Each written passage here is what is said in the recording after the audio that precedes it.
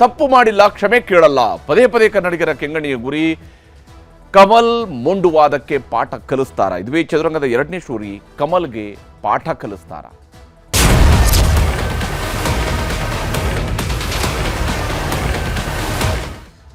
ದಶಾವತಾರಂ ಸಿನಿಮಾದ ಮೂಲಕವಾಗಿ ದಶ ಅವತಾರಗಳಲ್ಲಿ ಕಾಣಿಸ್ಕೊಂಡಂಥವರು ಕಮಲ್ ಹಾಸನ್ ತನ್ನ ಅಭಿನಯದ ಮೂಲಕ ಅವತಾರಗಳನ್ನು ಎತ್ತುತ್ತಾರೆ. ಆದರೆ ಅವರ 11ನೇ ಅವತಾರದ ರೀತಿಯಲ್ಲಿ ದರ್ಪದ ಅವತಾರವನ್ನು ತೋರಿಸ್ತಾ ಇದ್ದಾರೆ. ಈ ದಶಾವತಾರಿಯ ಈ ದರ್ಪ ಇದೆಯಲ್ಲ, ಇದು ಒಳ್ಳೇದಲ್ಲ ಅಂತೇಳಿ. ಯಾಕಂದರೆ ಕನ್ನಡಿಗರ ಆಕ್ರೋಶಕ್ಕೆ ಈಗ ಕಮಲ್ ಮಣಿತಾ ಇಲ್ಲ. ಕನ್ನಡಿಗರ ಆಕ್ರೋಶಕ್ಕೆ ಮೊದಲೇ ಅವರು ಮಣಿಬೇಕಾಗಿತ್ತು. ಅವ್ರಿಗೆ ತಾನು ಹೇಳಿರ್ತಕ್ಕಂತಹ ಮಾತಿನ ತಪ್ಪು ಅವ್ರಿಗೆ ಅರ್ಥ ಆಗಬೇಕಾಗಿತ್ತು. ಆದರೆ ಮುಂಡುವಾದವರು ಮುಂದಿಡ್ತಾರೆ, ತಮಿಳಿನಿಂದ ಕನ್ನಡ ಹುಟ್ಟಿದ್ದು. ಒಂದು ಭಾಷೆಯ ವಿಜ್ಞಾನ, ಭಾಷೆಯ ಬಗೆಗಿನ ಜ್ಞಾನವೂ ಕೂಡ ಇಲ್ಲದಿರುವಂಥ ಅಜ್ಞಾನಿ ತಾನು ಎಷ್ಟೇ ಎತ್ತರದಲ್ಲಿ ಇದ್ದುಕೊಂಡ್ರೂ ಕೂಡ ತನ್ನ ಅಜ್ಞಾನವನ್ನು ಪ್ರದರ್ಶನ ಮಾಡಿದ ಮೇಲೆ ಯಾವ ಸ್ವರೂಪದಲ್ಲಿ ಇವ್ರನ್ನ ನಾವು ಒಬ್ಬ ಕಲಾವಿದ ಅಂತೇಳಿ ಗೌರವಿಸೋದಕ್ಕೆ ಸಾಧ್ಯ ಆಗುತ್ತೆ? ಥಗ್ ಲೈಫ್ ಸಿನಿಮಾ ರಿಲೀಸ್ ಮಾಡಬಾರ್ದು ಅಂತೇಳಿ ಕರ್ವೆ ಅವರು ಹೇಳ್ತಾ ಇದ್ದಾರೆ. ರಮ್ಯಾ ಮತ್ತು ಶಿವಣ್ಣ ವಿರುದ್ಧವೂ ಕೂಡ ಕನ್ನಡಿಗರಿಂದ ಈಗ ಸಿಟ್ಟು ಹೊರಬೀಳ್ತಾ ಇದೆ. ಯಾಕಂದರೆ ನೆಲ, ಜಲ, ಭಾಷೆ ಬಗ್ಗೆ ತಾತ್ಸಾರವನ್ನು ಯಾವತ್ತೂ ಕೂಡ ಕನ್ನಡಿಗರು ಸಹಿಸೋದಿಲ್ಲ. ಶಿವರಾಜ್ ಕುಮಾರ್ ಕನ್ನಡಿಗರ ಪರ ನಿಲ್ಲಬೇಕು ಅನ್ನೋಂಥ ಆಗ್ರಹವನ್ನು ಕೂಡ ಮಾಡ್ತಾ ಇದ್ದಾರೆ. ಕಮಲ್ ಹಾಸನ್ ಹೇಳಿರುವಂತಹ ಮಾತು ಶಿವಣ್ಣ ಅವರ ಸಮ್ಮುಖದಲ್ಲೇ ಹೇಳಿದ್ದು. ಶಿವಣ್ಣ ಅಲ್ಲಿನೇ ಪ್ರತಿಭಟನೆ ಮಾಡಬೇಕಾಗಿತ್ತು ಅಥವಾ ಮಾಡದೇ ಇದ್ದಿದ್ದು ತಪ್ಪು ಅಂತ ಯಾರು ಕೂಡ ಹೇಳ್ತಾ ಇಲ್ಲ. ಯಾಕಂದರೆ ಶಿವಣ್ಣ ಅವ್ರಿಗೆ ಇಮಿಡಿಯೇಟಾಗಿ ಅವ್ರು ಹೇಳಿದಾಗ ಏನು ರೆಸ್ಪಾನ್ಸ್ ಮಾಡಬೇಕು ಅಂತ ಗೊತ್ತಾಗದೆ ಕೂಡ ಇರ್ಬೋದು. ಆದರೆ ಕಮಲ್ ಹಾಸನ್ ನಾನು ಪ್ರೀತಿಯಿಂದ ಹೇಳಿದೆ, ನಾನು ಲವ್ವಿಂದ ಹೇಳಿದೆ ಅಂತ ಹೇಳ್ತಾರಲ್ಲ, ಅದರ ಅರ್ಥ ಏನಂತ ಹೇಳಿದ್ರೆ ತಾನು ಹೇಳಿರ್ತಕ್ಕಂಥದ್ರಲ್ಲಿ ಇವ್ರಿಗೇನೋ ತಪ್ಪಿ ಆಗಿದೆ ಅನ್ನೋಂಥದ್ದು ಅವ್ರಿಗೂ ಕೂಡ ಅರ್ಥ ಆಗ್ತಾ ಇದೆ. ಆದರೆ ಪ್ರೀತಿಯಲ್ಲಿ ಕ್ಷಮೆ ಕೇಳೋದಿಲ್ಲ ಅಂತ ಹೇಳ್ತಾರೆ. ಈ ರೀತಿಯಾದಂಥ ಅಹಂಕಾರದ ಮಾತುಗಳಿರಬಾರ್ದು. ಕಮಲ್ ಹಾಸನ್ ಅವರ ಮಾತುಗಳು ಹೀಗಿದ್ದಾವೆ ಅನ್ನೋದನ್ನು ನಿಮಗೆ ತೋರಿಸ್ತೀನಿ.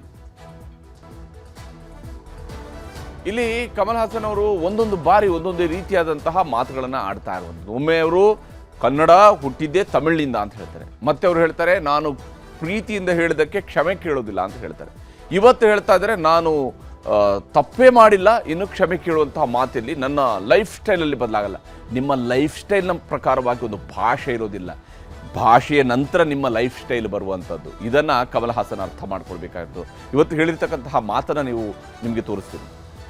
A democratic country, and I believe in law and justice, and I believe always love will triumph. And my love for Karnataka is true. My love for Andhra is true. My love for Kerala is true. So nobody will suspect it except those with an agenda. I've been threatened before. And if I am wrong, I will apologize.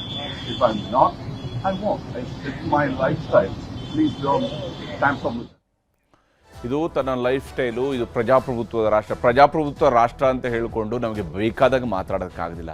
ಪ್ರಜಾಪ್ರಭುತ್ವದ ರಾಷ್ಟ್ರ ಅನ್ನುವಂಥ ಕಾರಣಕ್ಕಾಗಿಯೇ ಕೇಳ್ತಾ ಇರೋಂಥದ್ದು ನೀವು ಈ ವಿಚಾರದಲ್ಲಿ ಕ್ಷಮೆ ಕೇಳಬೇಕು ಅಂತೇಳಿ ಕನ್ನಡಿಗರು ಕೇಳ್ತಾ ಇರೋದು.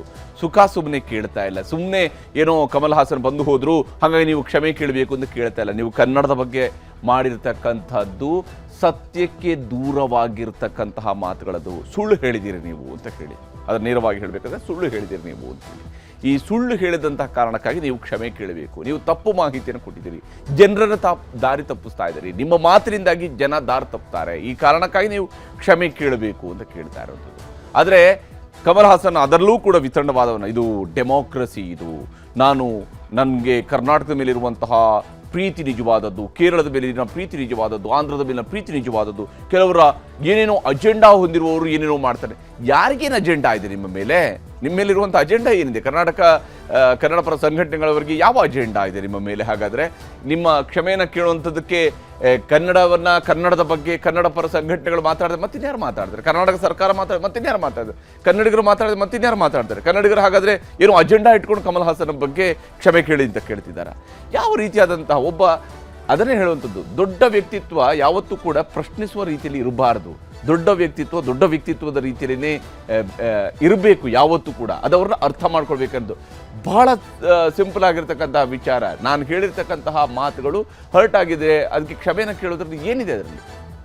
ನೀವು ಯಾವುದೋ ಪುಸ್ತಕವನ್ನು ಓದಿದಿರುವಂಥದ್ದೇ ಅದನ್ನೇ ಪರಮ ಸತ್ಯ ಅಂತ ಹೇಳ್ಕೊಂಡು ಪ್ರತಿಪಾದಿಸ್ತಾ ಕೂತ್ಕೊಂಡ್ರೆ ನಿಮ್ಮಂಥ ಮೂರ್ಖರು ಇನ್ನಿರೋದಕ್ಕೆ ಸಾಧ್ಯನಾ ಅಂತ ಹೇಳಿ ಕನ್ನಡಿಗರ ಆಕ್ರೋಶ ಪ್ರತಿಭಟನೆಗೂ ಮಣಿತಾ ಇಲ್ಲ ಕಮಲ್ ಹಾಸನ್. ಇಲ್ಲಿ ಕನ್ನಡಿಗರು ನೀವು ಮಣಿಬೇಕು ಅಂತೇಳಿ ಅಲ್ಲ, ನೀವು ನಿಮಗೆ ಅರ್ಥ ಮಾಡಿಸ್ಬೇಕು ಅನ್ನೋ ಕಾರಣಕ್ಕಾಗಿ ನಿಮಗೆ ಸತ್ಯವನ್ನ ಅರ್ಥ ಮಾಡಿಸ್ಬೇಕು ಅನ್ನೋ ಕಾರಣಕ್ಕೆ ಕನ್ನಡಿಗರು ಇಲ್ಲಿ ಹೋರಾಟವನ್ನು ನಡೆಸ್ತಾ ಇರುವಂಥದ್ದು ಕಮಲ್ ಹಾಸನ್ ಅವರೇ. ಯಾಕಂದರೆ ಮತ್ತದೇ ಮುಂಡುತನ, ಮತ್ತದೇ ಮುಂಡುವಾದ, ಮತ್ತೆ ಆಕ್ರೋಶಕ್ಕೆ ಗುರಿಯಾಗ್ತಾ ಇದೆ ಕಮಲ್ ಹಾಸನ್ ಅವರ ಮಾತು. ಇಷ್ಟಕ್ಕೂ ಶಿವಣ್ಣ ಅವರ ಮೇಲೆ ನಿಮ್ಮ ಆತ್ಮೀಯತೆ, ತಮಿಳಿನಿಂದ ಕನ್ನಡ ಹುಟ್ಟಿದಕ್ಕಾಗಿ ಶಿವಣ್ಣ ಮೇಲೆ ಆತ್ಮೀಯತೆ ಬಂತು ಅನ್ನೋಂಥ ರೀತಿಯಲ್ಲಿ ಮಾತನಾಡಿರುವಂಥದ್ದು ಇದೆಯಲ್ಲ, ನಿಜಕ್ಕೂ ಕೂಡ ಈ ಒಬ್ಬ ಕಲಾವಿದನಾಗಿ ಈ ರೀತಿಯಾಗಿ ಒಂದು ಭಾಷೆಯ ಬಗ್ಗೆ ಇಷ್ಟೊಂದು ಕೆಟ್ಟ ರೀತಿಯಲ್ಲಿ ಹಗುರವಾಗಿ ಮಾತನಾಡೋದಕ್ಕೆ ಸಾಧ್ಯನಾ? ಕರ್ನಾಟಕದಲ್ಲಿ ಥಗ್ ಲೈಫ್ ಸಿನಿಮಾ ರಿಲೀಸ್ ತಡೆಯೋದಕ್ಕೂ ಕೂಡ ಈಗ ಕರ್ನಾಟಕ ರಕ್ಷಣಾ ವೇದಿಕೆಯವರು ಮನವಿಯನ್ನು ಮಾಡ್ತಾ ಇದ್ದಾರೆ. ಫಿಲಂ ಚೇಂಬರ್ ಮೇಲೆ ಕರವೇ ಮತ್ತು ರಾಜ್ಯ ಸರ್ಕಾರವೂ ಕೂಡ ಒತ್ತಡವನ್ನು ಹೇರ್ತಾ ಇದೆ. ಕನ್ನಡ ಸಂಸ್ಕೃತಿ ಇಲಾಖೆ ಸಚಿವರು ಕೂಡ ಪತ್ರ ಬರೆದಿದ್ದಾರೆ. ಫಿಲಂ ಚೇಂಬರ್ ಕೈಗೂ ಕೂಡ ಸಿಗದೆ ಮುಂಡಾಟ ಮಾಡ್ತಾ ಇದ್ದಾರಂತೆ ಕಮಲ್. ನಮ್ಮ ಫಿಲಂ ಚೇಂಬರ್ ಅವರು ಕೂಡ ಸ್ವಲ್ಪ ಕಠಿಣವಾಗಿ ಇದ್ದರೆ ಕಮಲ್ ಹಾಸನ್ ಕೂಡ ಇಲ್ಲಿ ಇಷ್ಟೊತ್ತಿಗಾಗಲೇ ಕ್ಷಮೆ ಕೇಳ್ತಿದ್ರು. ಇವರೇ ರಿಕ್ವೆಸ್ಟ್ ಮೋಡಲ್ಲಿ ಹೋಗ್ತಾ ಇದ್ರು. ಇನ್ನೇನಾಗತ್ತೆ ಇಲ್ಲಿ ಆಗ್ತಾ ಇರೋದು ಕರ್ನಾಟಕ ಫಿಲಂ ಚೇಂಬರ್ ಅವರು ಕೂಡ ಸ್ವಲ್ಪ ಖಡಕ್ ಆಗಿ ನಿಂತ್ಕೊಂಡು ಮಾತಾಡಬೇಕು. ಕನ್ನಡದ ವಿಚಾರಕ್ಕೆ ಬಂದಾಗ ನಿಮ್ಗೆ ಮಾತನಾಡೋದು ಬಹಳ ಮುಖ್ಯವಾಗಿರುವಂಥ ವಿಚಾರ. ಕ್ಷಮೆ ಕೇಳದಿದ್ರೆ ಥಗ್ ಲೈಫ್ ಬ್ಯಾನ್ ಮಾಡಿ ಅಂತ ಹೇಳಿ ರಾಜ್ಯ ಸರ್ಕಾರವು ಕೂಡ ಹೇಳ್ತಿದೆ. ರಾಜ್ಯ ಸರ್ಕಾರವು ಕೂಡ ಇದರಲ್ಲಿ ಮುಂಚೆ ನಿಲ್ಲಬೇಕು. ಯಾಕಂದ್ರೆ ಕನ್ನಡದ ರಕ್ಷಣೆ ಹೊಣೆ ರಾಜ್ಯ ಸರ್ಕಾರದಿದೆ. ಸುಮ್ಮನೆ ಏನು ಸರ್ಕ್ಯುಲರ್ಗಳನ್ನು ಹೊರಡಿಸೋದಕ್ಕಿರೋದಲ್ಲ ರಾಜ್ಯ ಸರ್ಕಾರ ಇರೋದು. ಜೂನ್ 5ರಂದು ಥಗ್ ಲೈಫ್ ರಿಲೀಸ್ಗೂ ಮುನ್ನವೇ ಕ್ಷಮೆ ಕೇಳ್ತಾರಾ ಕಮಲ್ ಅನ್ನುವಂಥದ್ದು ಇಲ್ಲಿರುವಂತಹ ಪ್ರಶ್ನೆ. ಶಿವರಾಜ್ ತಂಗಡಗಿಯವರು ಮಾತನಾಡಿದರೆ ತೋರಿಸ್ತೀನಿ. ಇಲ್ಲ ಅಂದ್ರೆ ನಾವು ಬಿಡೋದಿಲ್ಲ, ಅವ್ರು ಹೇಳಲೇಬೇಕು. ಹೇಳಿಲ್ಲ ಅಂದ್ರೆ ನಾವು ಬಿಡಂಗಿಲ್ಲ. ಕನ್ನಡಿಗರು ಕೇಳಲೇಬೇಕು ಅಂತ ಕನ್ನಡದ ವಿಚಾರವಾಗಿ ಯಾರೇ ಹಗುರವಾಗಿ ಮಾತಾಡಿದ್ರು ಸಹಿಸ್ಕೊಳಂಗಿಲ್ಲ, ಕೇಳಲೇಬೇಕು. ಇವಾಗಲೇ ಸ್ಟೇಟ್ಮೆಂಟ್ ಕೊಟ್ಟಿದ್ದಾರೆ, 2 ದಿವಸ ಟೈಮ್ನು ಕೊಟ್ಟಿದ್ದಾರೆ ಅವ್ರಿಗೆ. ಇವತ್ತು ಅಥವಾ ನಾಳೆಗೆ ಅನ್ನೋದ್ರಾಗೆ ಅವ್ರು ಹೇಳಬೇಕು ಅಂತಂದು ಇವತ್ತು ಅವ್ರೇನು ಸ್ಟೇಟ್ಮೆಂಟ್ ಕೊಟ್ಟರಲ್ಲ. ನಾನು ಪತ್ರ ಬರೆದು ಬಿಟ್ಟಿದ್ದೀನಿ ಆಲ್ರೆಡಿ. ನೋಡೋಣ, ಹೇಳಿಲ್ಲ ಅಂದ್ರೆ ಅನಿವಾರ್ಯ ನಮ್ಮ ನಿರ್ಧಾರ ನಾವು ತಗೊಂತೀವಿ. ಇಲ್ಲಿ ಸರ್ಕಾರದ ಕಡೆಯಿಂದ ತೆಗೆದುಕೊಳ್ಬೇಕಾಗಿರುವಂತಹ ನಿರ್ಧಾರಗಳು ಕೂಡ ಸಮರ್ಪಕವಾಗಿರಬೇಕು. ಇನ್ನು ರಮ್ಯಾ ಮತ್ತು ಶಿವಣ್ಣ ವಿರುದ್ಧವೂ ಕೂಡ ಸಿಟ್ಟನ್ನು ಹೊರಹಾಕ್ತಾ ಇದ್ದಾವೆ ಕರ್ನಾಟಕ ರಕ್ಷಣಾ ವೇದಿಕೆ ಮತ್ತು ಕನ್ನಡ ಪರ ಸಂಘಟನೆಗಳು. ಕಮಲ್ ವಿರುದ್ಧ ಮಾತಿನ ಪರವಾಗಿ ನಿಂತಿರುವಂತಹ ರಮ್ಯಾ ಮತ್ತು ಶಿವಣ್ಣ ವಿರುದ್ಧವೂ ಕೂಡ ಸಿಟ್ಟು ಹೊರಬಿದ್ದಿದೆ. ರಾಜ್ಯವ್ಯಾಪಿ ಕನ್ನಡ ಪರ ಸಂಘಟನೆಗಳು ಹಾಗೂ ಕರ್ನಾಟಕ ರಕ್ಷಣಾ ವೇದಿಕೆ ಸಿಟ್ಟನ್ನು ಹೊರಹಾಕಿದೆ. ರಮ್ಯಾಗೆ ರಾಜಕೀಯ ನೆಲೆ ನೀಡಿದ್ದಂತಹ ಮಂಡ್ಯದಲ್ಲಿ ಭಾರಿ ಆಕ್ರೋಶವೂ ಕೂಡ ವ್ಯಕ್ತವಾಗಿದೆ. ಕಮಲ್ ಮಾತಿನ ಬಗ್ಗೆ ಶಿವಣ್ಣಗೆ ಈಗಲಾದರೂ ಕೂಡ ಅರಿವಾಗಲಿ ಅನ್ನುವಂತಹ ಮನವಿಯನ್ನು ಕೂಡ ಕನ್ನಡ ಪರ ಸಂಘಟನೆಗಳವರು ಮಾತನಾಡಿದರೆ. ಡಾಕ್ಟರ್ ರಾಜ್ಕುಮಾರ್ ಅವರಂತೆ ಕನ್ನಡಿಗರ ಪರವಾಗಿ ನಿಲ್ಲಬೇಕು ಅನ್ನುವಂಥ ಆಗ್ರಹವನ್ನು ಕೂಡ ಮಾಡ್ತಾ ಇದ್ದಾರೆ. ಕನ್ನಡಿಗರು ಕನ್ನಡದ ವಿಚಾರದಲ್ಲಿ ಕನ್ನಡ ತಮಿಳಿನಿಂದ ಹುಟ್ಟಿದೆ ಅನ್ನುವಂತಹ ವಿತಂಡವಾದವನ್ನು ಕಮಲ್ ಹಾಸನ್ ಮಾಡಿದಾಗ ಅದನ್ನು ಒಪ್ಕೊಳ್ಳೋದಕ್ಕೆ ಯಾರಿಗೂ ಸಾಧ್ಯ ಇಲ್ಲ, ಕನ್ನಡಿಗರಿಗೆ ಯಾರಿಗೂ ಕೂಡ ಸಾಧ್ಯ ಇಲ್ಲ ಅಂತ ಹೇಳಿ ನಾರಾಯಣಗೌಡರು ಮಾತನಾಡಿದ್ದಾರೆ. ನಟ ಚೇತನ್ ಕೂಡ ಮಾತನಾಡಿದ್ದಾರೆ. ಶಿವರಾಜ್ ಕುಮಾರ್ ಅಂತವರು ಕನ್ನಡದ ಬಗ್ಗೆ ಯಾರೋ ಒಬ್ಬ ನಟ, ತಮಿಳುನಾಡಿನ ನಟ ಮಾತಾಡ್ತಾನೆ ಅಂತ ತಕ್ಷಣ ಪ್ರತಿಕ್ರಿಯಿಸಬೇಕಾಗಿತ್ತು. ಇದಲ್ಲ, ತಮಿಳಿನಿಂದ ಬಂದಿದ್ದಲ್ಲ ಕನ್ನಡ. ಇಂಥದ್ನ ಶಿವರಾಜ್ ಕುಮಾರ್ ಅವರು ಅಲ್ಲಿ ಹೇಳ್ಬೋದಾಯ್ತು. ಆಗ್ಲಿ ಹೇಳಲಿಕ್ಕೆ ಆಗಲಿಲ್ಲ ಅಂದಾಗ್ಲೂ ಈಗಲೂ ಶಿವರಾಜ್ ಕುಮಾರ್ ಅವರು ಯಾತಕ್ಕೆ ಸಮರ್ಥನೆ ಮಾಡ್ಕೋತೀರಿ? ರಮ್ಯವರೇ, ಯಾವುದು ಬೇಕಾದರೂ ಲಘುವಾಗಿ ತಗೋಬಹುದು, ಆದರೆ ಭಾಷೆ ವಿಚಾರ ಬಂದಾಗ ತಮಗೆಷ್ಟು ಮಟ್ಟಿಗೆ ಅದರ ಭಾವನೆಗಳು ಅರ್ಥ ಆಗುತ್ತೋ ಗೊತ್ತಿಲ್ಲ. ಈ ನಾಡಿನ ಮಕ್ಕಳಿಗೆ ಭಾಷೆ ಅಂದಾಗ ಅದೊಂದು ಭಾವನಾತ್ಮಕವಾದ ವಿಚಾರ, ಅದನ್ನು ಲಘುವಾಗಿ ತಗೊಳ್ಳಂಗೆ ಇಲ್ಲ. ಶಿವರಾಜ್ ಕುಮಾರ್ ಅವ್ರಿಗೆ, ರಮ್ಯಾ ಅವ್ರಿಗೆ ಏನು ಗೊತ್ತಿಲ್ಲ.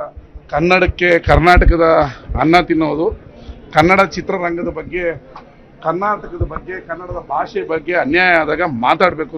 ಚಲನಚಿತ್ರಗಳು ಆ ದರ್ಶನ್ ಅಟ್ಲೀಸ್ಟ್ ಪರವಾಗಿಲ್ಲ, ಕನ್ನಡಿಗರು ಎಲ್ಲ ಒಂದಾಗಬೇಕು ಅಂತ ಸ್ಟೇಟ್ಮೆಂಟ್ ಮಾಡಿದ್ದಾರೆ. ಅದನ್ನು ನೋಡಿದೆ. ನಟರು ಬೆಣ್ಣೆ ಹಚ್ಚೋದನ್ನ ಬಿಟ್ಟು ಬೇರೆ ನಟರು ನಮ್ಮ ಭಾಷೆ ಬಗ್ಗೆ ಮಾತಾಡಿದಾಗ ಅವ್ರಿಗೆ ಸರಿಯಾದ ಟಾಂಗ್ ಕೊಡೋದನ್ನ ಕಲಿಬೇಕು, ಬೆಣ್ಣೆ ಹಚ್ಚೋದನ್ನ ಬಿಡಬೇಕು. ಶಿವರಾಜ್ ಕುಮಾರ್ ಅವ್ರನ್ನೇ ಕೇಳಬೇಕು.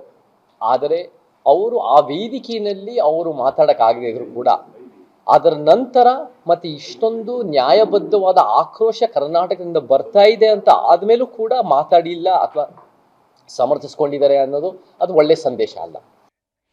ಇಲ್ಲಿ ಕರ್ನಾಟಕ ಸರ್ಕಾರ ಏನು ಮಾಡುತ್ತೆ ಅಂದ್ರೆ, ನೀವು ಒಂದು ಲೆಟರ್ನ ಫಿಲಂ ಚೇಂಬರ್ಗೆ ಬರೆದು ಸುಮ್ಮನೆ ಕೂತ್ಕೊಳ್ತಿರೋ ಅಥವಾ ನಿಜಕ್ಕೂ ಕೂಡ ಕನ್ನಡದ ವಿಚಾರದಲ್ಲಿ ಕಠಿಣವಾದಂಥ ನಿರ್ಧಾರವನ್ನ ಕೈಗೊಳ್ತಿರೋ? ಯಾಕಂದ್ರೆ ಕಮಲ್ ಈಗ ಕ್ಷಮೆ ಕೇಳದೇ ಇದ್ರೆ ಅವ್ರಿಗೆ ಹೇಳಿದ್ದೇ ಸತ್ಯ ಅಂತೇಳಿ ಅದನ್ನ ಬಿಂಬಿಸ್ಕೊಳ್ತಾರೆ. ಅದೇ ಸತ್ಯ ಅಂತೇಳಿ ಎಲ್ಲರೂ ಕೂಡ ಒಪ್ಕೊಂಡಾಗಿದೆ. ಕನ್ನಡಿಗರು ಕೂಡ ಒಪ್ಕೊಂಡಿದ್ದಾರೆ ತಮಿಳಿನಲ್ಲೇ ಹುಟ್ಟಿದ್ದು ಅಂತ. ಈ ರೀತಿಯಾದಂಥದ್ದನ್ನ ಕನ್ನಡಿಗರು ಒಪ್ಕೊಳ್ಳೋದಕ್ಕೆ ಸಾಧ್ಯ ಇಲ್ಲ. ತಮಿಳಿನಲ್ಲೇ ಕನ್ನಡ ಹುಟ್ಟಿದೆ ಅನ್ನುವಂಥ ಅಪಪ್ರಚಾರ ಹೆಚ್ಚಾಗಬಹುದು. ಈ ಅಪಪ್ರಚಾರವನ್ನು ತಡಿಬೇಕು ಅಂತ ಹೇಳಿದ್ರೆ ರಾಜ್ಯ ಸರ್ಕಾರ ಮುಂದೆ ನಿಲ್ಲಬೇಕು. ಕಮಲ್ ವಿರುದ್ಧ ಕಾನೂನು ಕ್ರಮಕ್ಕೆ ರಾಜ್ಯ ಸರ್ಕಾರ ಮುಂದಾಗತ್ತಾ? ನೀವು ಪತ್ರ ಬರೆದ ತಕ್ಷಣ ನಾವು ಫಿಲಮ್ ನಿಲ್ಲಿಸ್ತೀವಿ ಅಂತ ಹೇಳಿದ ತಕ್ಷಣ ಮುಗಿಯೋದಿಲ್ಲ. ಇದು ಫಿಲಮ್ ನಿಲ್ಲಿಸುವ ಪ್ರಶ್ನೆ ಅಲ್ಲ. ಇದು ಕಮಲ್ ಹಾಸನ್ ಆಡಿರ್ತಕ್ಕಂಥ ಮಾತಿನ ಪ್ರಶ್ನೆ. ಇದು ಕನ್ನಡದ ರಕ್ಷಣೆ ಕೇವಲ ಕನ್ನಡ ಪರ ಸಂಘಟನೆಗಳ ಕೆಲಸ ಮಾತ್ರ ಅಲ್ಲ, ನಾರಾಯಣಗೌಡರು ನಿಂತ್ಕೊಂಡು ಮಾತಾಡಬೇಕು, ಪ್ರವೀಣ್ ಶೆಟ್ಟರು ನಿಂತು ಮಾತಾಡಬೇಕು, ವಾಟಾಳ್ ನಾಗರಾಜ್ ನಿಂತು ಮಾತಾಡುವಂಥ ಪ್ರಶ್ನೆ ಅಲ್ಲ ಇದು. ರಾಜ್ಯ ಸರ್ಕಾರವೇ ಮುಂದೆ ನಿಂತು ಕಮಲ್ ವಿರುದ್ಧ ದೂರು ದಾಖಲಿಸುತ್ತಾ? ರಾಜ್ಯ ಸರ್ಕಾರ ಆ ಬದ್ಧತೆಯನ್ನ ತೋರಿಸುತ್ತಾ? ಮೊಂಡುವಾದ ಮಂಡಿಸ್ತಾ ಇರುವಂತಹ ಕಮಲ್ ವಿರುದ್ಧ ಕ್ರಮಕ್ಕೆ ಇವರು ಮುಂದಾಗ್ತಾರಾ? ರಾಜ್ಯ ಸರ್ಕಾರದವರು ಮುಂದಾಗ್ತಾರಾ? ಯಾಕಂದ್ರೆ ಕನ್ನಡ ಅಭಿವೃದ್ಧಿ ಪ್ರಾಧಿಕಾರದ ಮೂಲಕವಾಗಿ ಕಮಲ್ ಮೊಂಡುವಾದಕ್ಕೆ ಪಾಠ ಕಲಿಸ್ತಾರ? ಕನ್ನಡ ಸಂಸ್ಕೃತಿ ಇಲಾಖೆ ಮೂಲಕವಾಗಿ ಕ್ರಮ ಕೈಗೊಳ್ಳೋದಕ್ಕೆ ಮುಂದಾಗ್ತಾರೆ? ಏನ್ ಮಾಡ್ತೀರಿ ನೀವು ಕನ್ನಡದ ವಿಚಾರದಲ್ಲಿ? ಇದು ಬಹಳ ಮುಖ್ಯವಾಗಿರ್ತಕ್ಕಂತಹ ವಿಷಯ. ಯಾಕಂದ್ರೆ ಇಲ್ಲಿ ಒಂದು ಸಿನಿಮಾವನ್ನ ಬ್ಯಾನ್ ಮಾಡಿದ ತಕ್ಷಣ ಏನನ್ನು ಸಾಧಿಸಿದಂಗೆ ಆಗೋದಿಲ್ಲ. ಆದ್ರೆ ಇರುವಂಥದ್ದು ಇದರ ಮೂಲವನ್ನ, ಆ ಯೋಚನೆಗೆ ಸರಿಯಾದಂತಹ ಪಾಠ ಕಲಿಸಬೇಕಾಗಿರುವಂಥದ್ದು ಬಹಳ ಮುಖ್ಯವಾದಂತಹ ಕೆಲಸ. ಆ ಕೆಲಸವನ್ನ ರಾಜ್ಯ ಸರ್ಕಾರ ಮಾಡುತ್ತಾ ಅನ್ನೋದನ್ನ ನೋಡಬೇಕಾಗಿರುವಂಥದ್ದು.